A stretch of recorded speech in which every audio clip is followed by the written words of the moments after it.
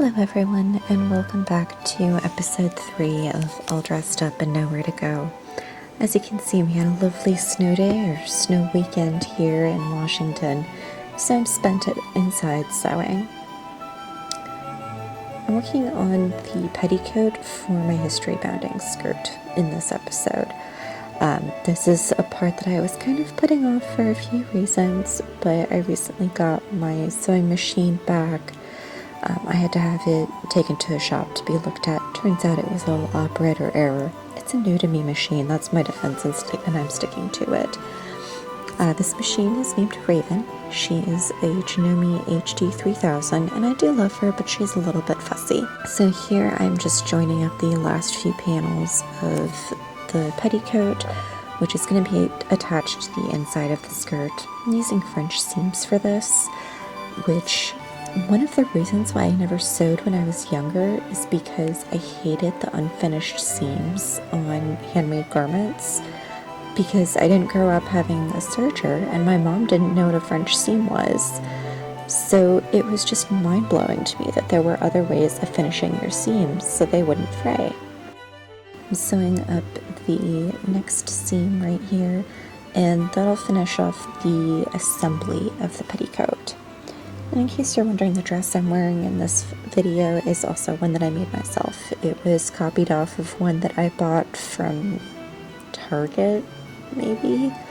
It's just a very comfortable knit skater dress. Ash cut out the pattern pieces for me based off of the existing dress, and then I just went ahead and assembled it. In between the last video and this one, I did go ahead and I put together the pockets and installed those. I didn't film that just because I wasn't sure how it was going to work out, but they did actually come out really well. And I used the Victorian pocket bag technique, which I learned from a Kathy Hay video, and then it was either Kat's Costumery or Bernadette Banner. I'll try and put links in the description if I can find the videos that I used for inspiration.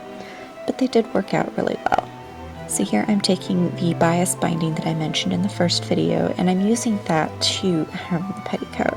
And I'm doing this for a couple of reasons. First of all, I didn't have a lot of fabric to work with, so my hem, no matter how small I made it, it was just going to shorten it a little bit too much. I'm not great at doing itty-bitty rolled hems, especially not in cotton. I'm still fighting with my rolled hem foot, so I figured that bias binding was the best option here.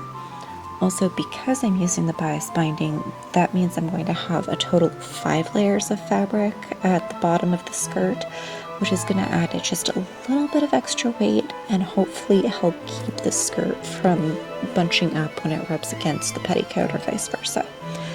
So I'm just running that through the machine really quickly. Yes, I do have a slight vendetta against pins, which you'll find out why later on. This is foreshadowing.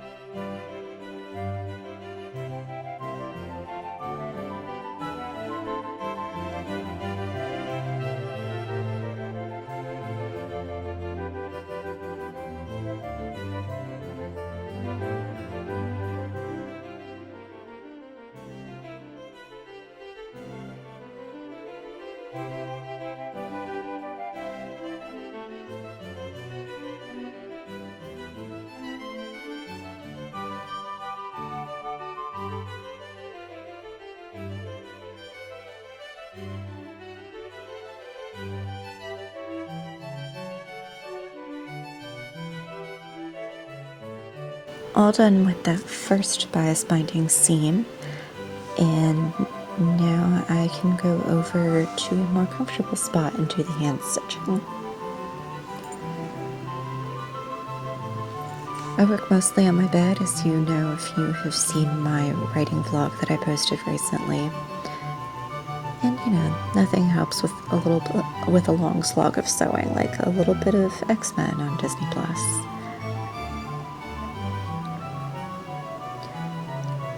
So I'm just kind of whip stitching the inside of the bias binding down, just to give that nice finished edge. I don't know if I'm the only one who has this problem, but anytime I'm doing any kind of seam that's not like a running stitch or a back stitch, it always devolves into a whip stitch. Like, it doesn't really matter what I'm working on, that's just the way it happens.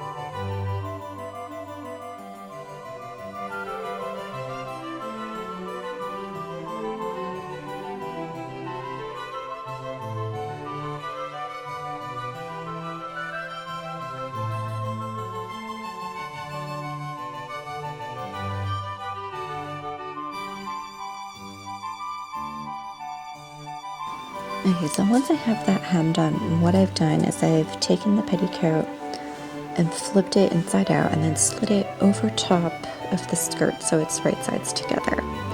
And now all I've done is use the matching up half and then half again and then half again. And then once I got it down to quarters, I took the extra fabric and just made some very large box pleats to fill up the extra space. So I'm pinning that into place now, trying not to stab myself. You can see my little thimble there that I got. It's just a silicone one. I'm still learning how to use a thimble, and the silicone one stays in place on me a bit better than the metal ones because I have long nails. So I'm, again, just kind of basting that in place and using a really long running stitch. And I'm mostly using sewing clips here instead of pins because, like I said, I have a little bit of a vendetta against sewing pins. It's floofy, and I love it with all of that extra, not really bulk from the lining, but it does give it a very nice sort of late 1800s poof now that the lining is installed.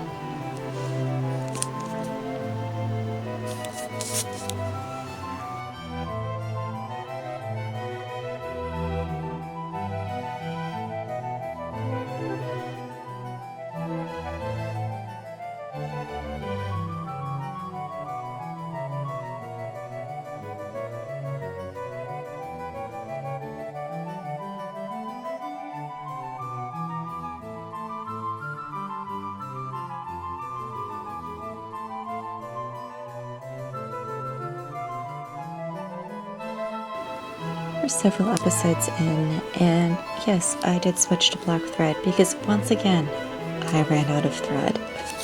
But it's fine, these are just basting stitches that no one but me is going to see. Well, me and the whole entire internet, if you can call it that.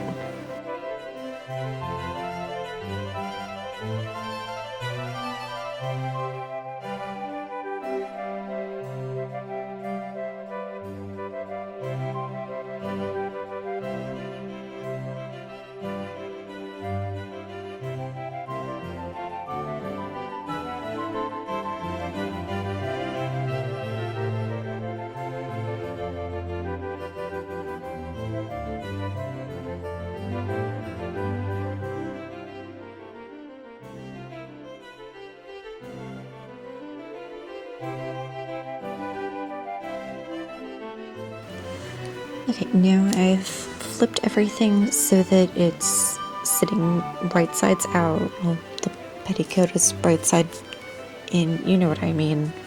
It's the way it would sit when I wear it. And now I'm just basting once again to keep those layers where I want them. I'm catching any folds that I might have missed in my original basting because that happened. And you can kind of see that little pleat sticking up there.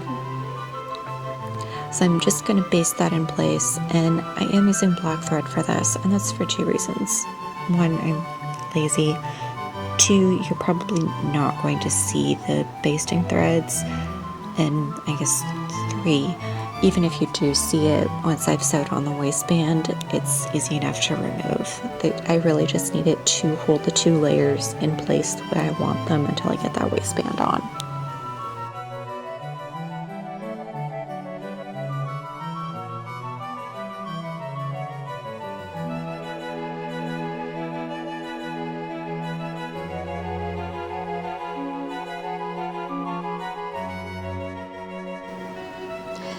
You can see that I have moved my thimble over to my left thumb because I was stabbing myself so much.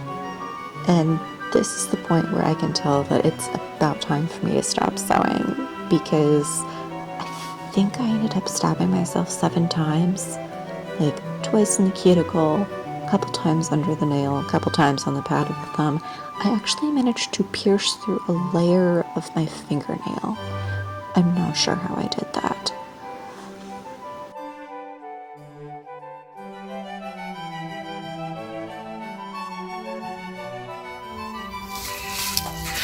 So since it arrived on camera, I figured I might as well do a yarn haul. This package is from Webs, and I ordered it a few days ago because my cat ate my knitting needle. No, really, he ate my knitting needle. So I have the US 1 and 2 circular sock needles. I've never used needles this short before. We'll see how it goes. And then these are yarn needles. You can see the loops right there, so it's for thicker yarn for weaving in ends. Figured I would give those a try. And then there's a bunch of clearance yarn, so I'm trying out a few things. We have Cloudborne Fibers Baby Alpaca Fingering in the color Lagoon.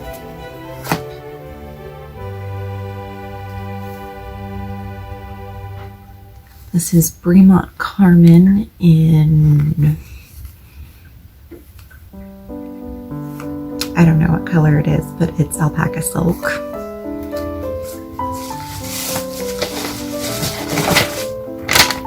Packing slip.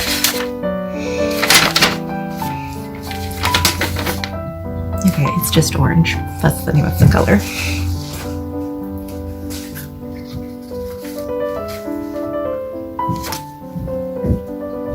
This is Cloudborne Pima Cotton DK in sea green.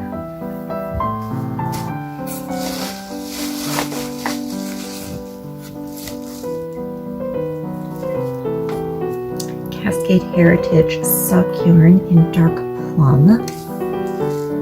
This is 2575 nylon and superwash, and then the Pima, I believe, is just 100% cotton. Yeah. And then this one is also the Pima cotton, but it's in coral.